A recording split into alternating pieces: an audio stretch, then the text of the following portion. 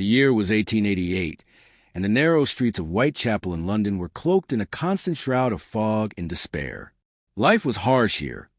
Poverty crushed the people, gin palaces thrived, and the alleyways teemed with those who had nowhere else to go.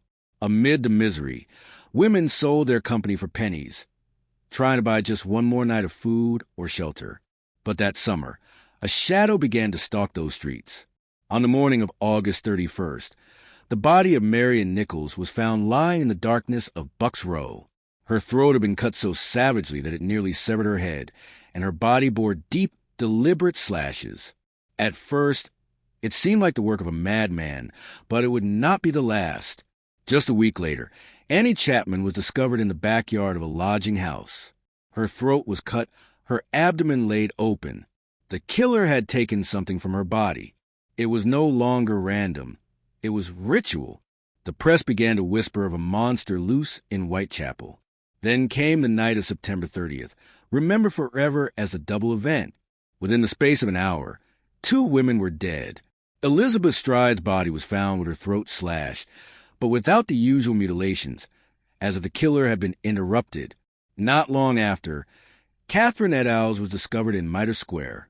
Her body had been butchered beyond recognition, her organs removed. Panic spread through London like fire. Letters began to flood the newspapers and police. One was signed Jack the Ripper, a name that stuck. The killer taunted the authorities, bragging that no one could stop him. And he was right. Scotland Yard chased countless suspects, questioned thousands, and patrolled the streets. But the shadow always slipped away. The terror reached its peak on November 9th. In a tiny room in Miller's Court, Mary Jane Kelly was found. She was young, just 25, and her body was mutilated in ways more horrifying than anyone dared describe.